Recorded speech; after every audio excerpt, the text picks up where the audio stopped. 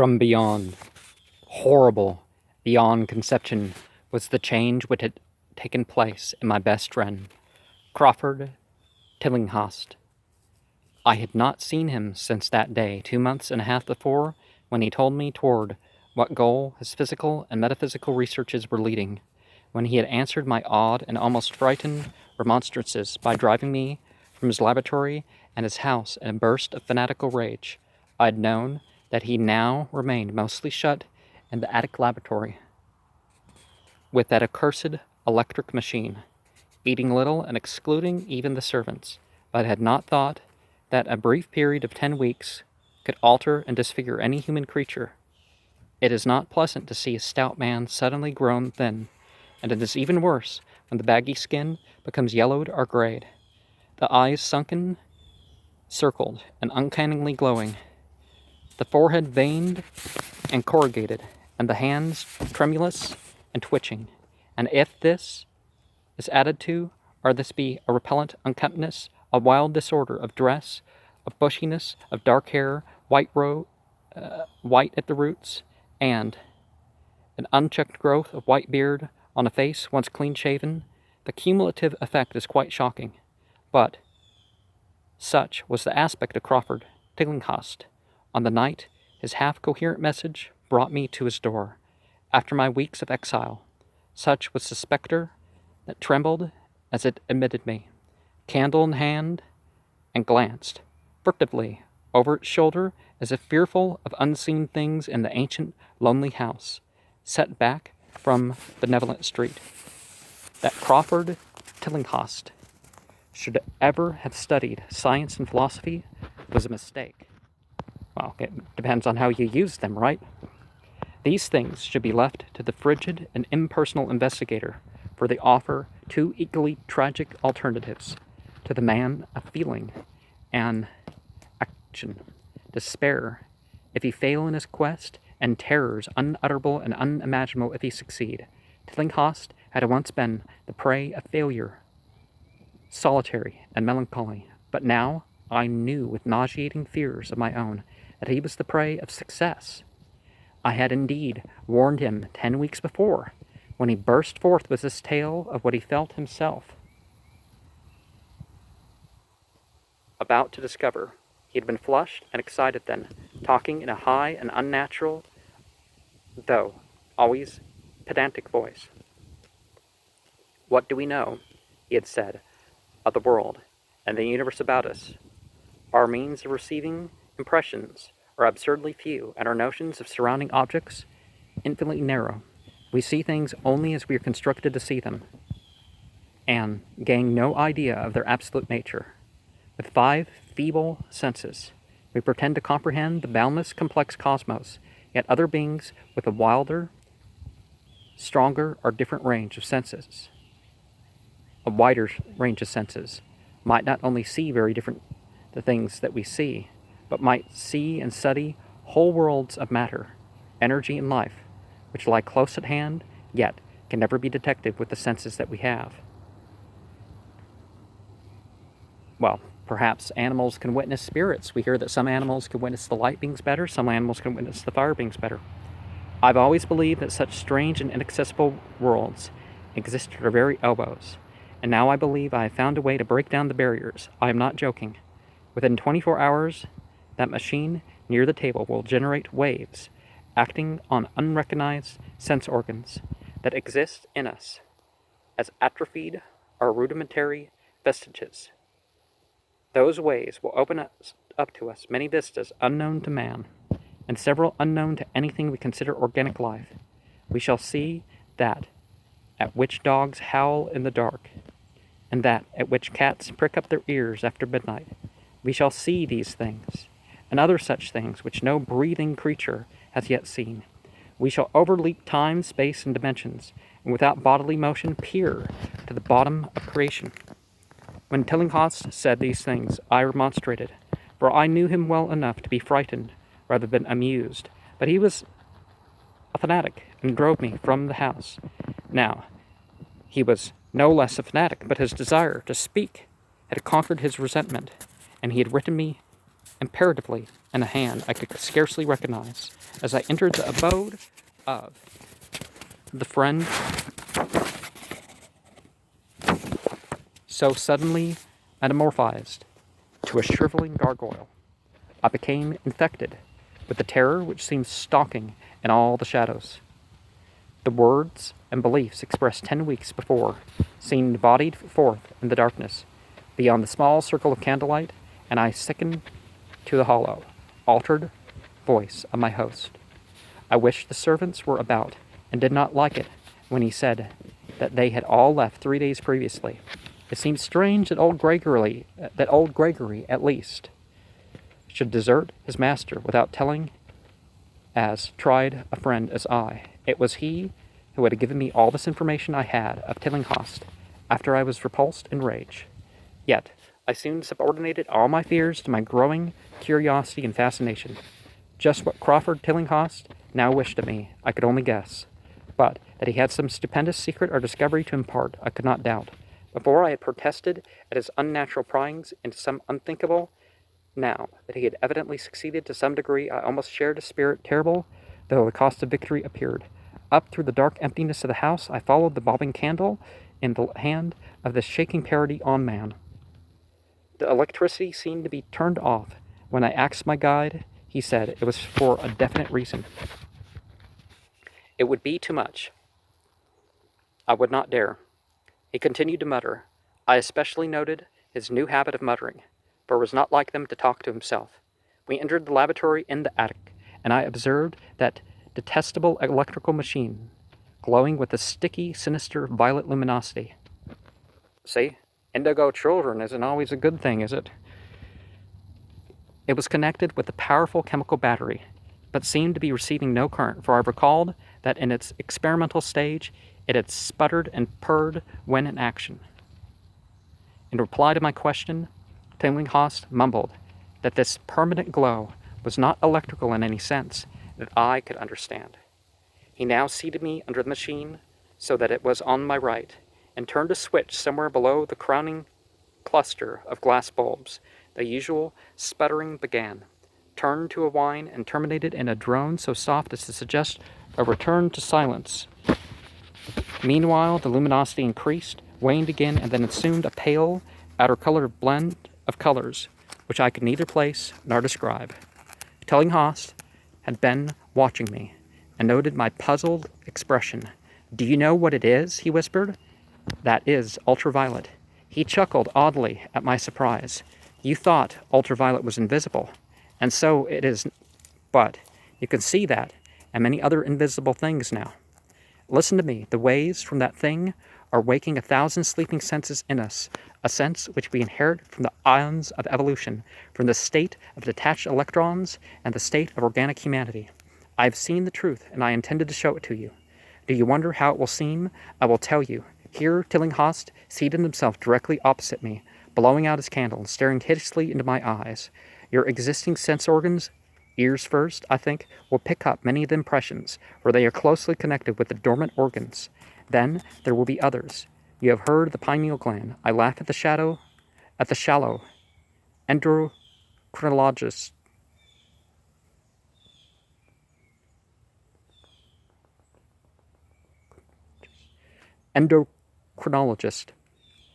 Fellow dupe and fellow parvenu of the Freudian. That gland is the sense organ of organs, I have found out. It is like the sight in the end, and transmits visual pictures to the brain. If you're normal, that is the way you ought to get most of it. I mean, get most of the evidence from beyond. Now, remember that this is...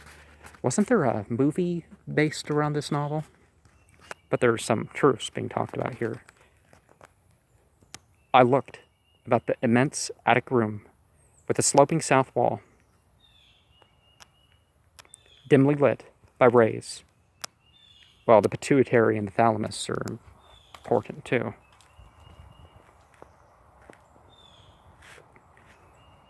I looked at the immense attic room with a sloping south wall dimly lit by rays which everyday eyes cannot see. The far corners were all shadows, and the whole place took on a hazy unreality which obscured its nature and invited the imagination to symbolism and phantasm.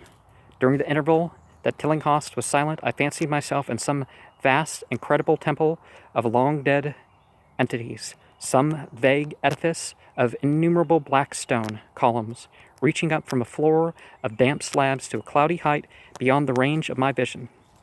The picture was very vivid for a while, but gradually gave way to a more horrible conception, that of utter, absolute solitude in infinite, sightless, soundless space. There seemed to be a void and nothing more, and I felt a childish fear which prompted me to draw from my hip pocket the revolver I always carried after dark since the night I was held up in East Providence.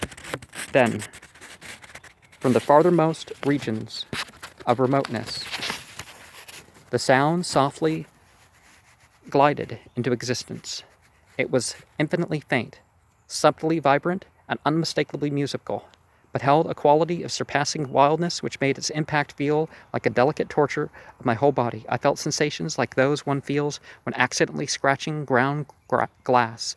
Simultaneously, there developed something like a cold draught, which apparently swept past me from the direction of the distant sound. As I waited breathlessly, I perceived that both sound and wind were increasing, the effect being to give me an odd notion of myself as tied to a pair of rails in the path of a gigantic approaching locomotive. I began to speak to Tillinghast, and as I did so, all the unusual impressions abruptly vanished. I saw only the man, the glowing machines, and the dim apartment. Tillinghast was grinning repulsively at the revolver, which I had almost unconsciously drawn, but from his expression, I was sure that he had seen and heard as much as I, if not a great deal more. I whispered what I had experienced, and he bade me to remain as quiet and receptive as possible. Now, there's psychic and spiritual realities that can be experienced almost as a physical thing, but let's not,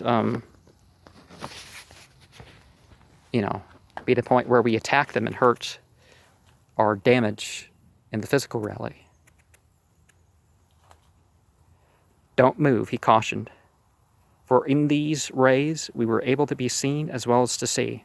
I told you the servants left, but I didn't tell you how.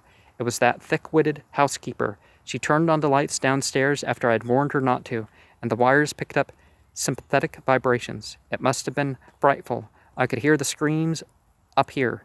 In spite of all, I was seeing and hearing from another direction, and later it was rather awful to find those empty heaps of clothes around the house. Mrs. Updike's clothes were close to the front hall switch. That is how I know she did it. It got them all, but so long as we don't move, we're fairly safe. Remember, we're dealing with a hideous world in which we are practically helpless. Keep still. While that's a different sense of the sort of experience I had in the 24th in Okinawa, the helplessness and that sort of thing. I was pretty cool about what was going on. The combined shock of revelation of the abrupt command gave me a kind of paralysis. In my terror, my mind again opened to the impressions coming from what Tillinghast called beyond. I was now in a vortex of sound and motion which confused pictures before my eyes. I saw blurred outlines of the room, but some point in space there seemed to be pouring a seething column of unrecognizable shapes or clouds, penetrating the solid roof at a point ahead and to the right of me. Then I glimpsed a temple-like effect again, but this time the pillars reached up to an aerial ocean of light, which sent down one blinking beam along the path of the cloudy column I had seen before. After the scene was almost wholly kaleidoscopic, and in the jumble of sights, sounds, and unidentified sense impressions, I felt that I was about to dissolve or in some way lose the solid form. One definite flash I shall always remember. I seemed for an instant to behold a patch of strange night sky filled with the shining revolving spheres, and as it receded I saw that the glowing suns formed a constellation or galaxy of settled shape, this shape being the distorted face of Crawford Tillinghast. At another time I felt huge animate things brushing past me and occasionally walking or drifting through my supposed solid body, and I thought that I saw Tillinghast look at them, as though his better trained senses could catch them visually. I recalled what he had said of the pineal gland, and wondered what he saw of this preternatural eye. Suddenly, I myself became possessed of a kind of augmented sight. Over and above the luminous and shadowy chaos arose a picture which, though vague, held the elements of consistency and permanence. It was indeed somewhat familiar, for the sort of usual part was superimposed over the usual terrestrial scene, much as a cinema view may be thrown upon the painted curtain of a theater. I saw the attic laboratory, the electrical machine, and the unsightly form of Tillinghast opposite me. But of all the space unoccupied by familiar objects, not one particle was vacant. Indescribable shapes, both alive and otherwise, were mixed in disgusting disarray, and close to every known thing were whole worlds of alien, unknown entities. It likewise seemed that all the known things entered into the composition of other unknown things, and vice versa. Foremost among living objects were inky jellyfish monstrosities which flabbily quivered in harmony with the vibrations from the machine. They were present in loathsome profusion, and I saw to my horror that they overlapped, that they were semi-fluid and capable of passing through one another and through what we know as solids. These things were never still, but seemed ever floating about with some malignant purpose. Sometimes they appeared to devour one another, the attacker launching itself at its victim, and instantaneously obliterating the latter from sight. Shudderingly, I felt that I knew what had obliterated the unfortunate servants, and could not exclude the things from my mind as I strove to observe other properties of the newly visible world that lies unseen around us. But Tillinghast had been watching me, and was speaking. You see them, you see them. You see the things that float and flop about you, and through every moment of your life. You see the creatures that form what men call the pure air and the blue sky. Have I not succeeded in breaking down the barrier? Have I not shown you the worlds that no other living men have seen? I heard his scream through the horrible chaos, and looked at the wild face, thrust so offensively close to mine. His eyes were pits of flame, and they glared at me with what I now saw was overwhelming hatred. The machine droned detestably. You think that those floundering things wipe out the servants? Fool, they are harmless, but the servants are gone, aren't they? You tried to stop me. You discouraged me when I needed every drop of encouragement I could get. You were afraid of the cosmic truth, you damned coward, but now I have got you. What swept up the servants? What made them scream so loud? Don't know, eh? You'll know soon enough. Look at me. Listen to what I say. Do you suppose that they are really any such things as time and magnitude? Do you fancy there are such things as form or matter? I tell you, I have struck depths that your little brain can't picture. I have seen beyond the bounds of infinity and drawn down diamonds from the stars, and I've harnessed the shadows that stride up from the world to world, sowed the death and madness. Space belongs to me, do you hear? Things are hunting me now. The things that devour and dissolve, but I know how to elude them. It is you that they will get, as they got servants. Stirring, dear sir, I told you that it was dangerous to move. I have saved you so far by telling you to keep still, saved you to see more sights and to listen to me. If you moved, they would have been at you long ago. Don't worry, they won't hurt you.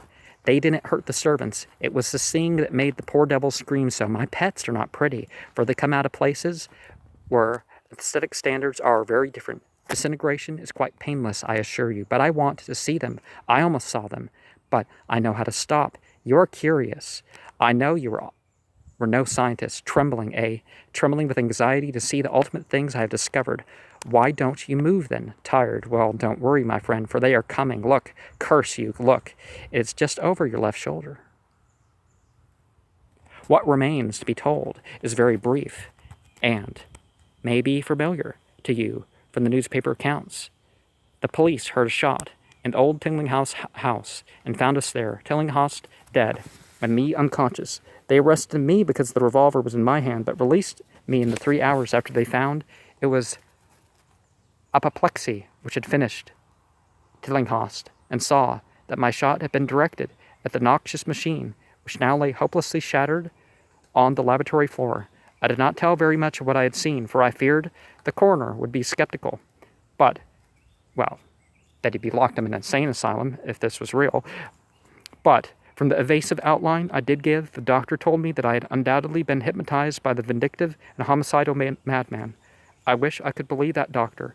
It would help my shaky nerves if I could dismiss what I now have to think of the air and the sky and above me.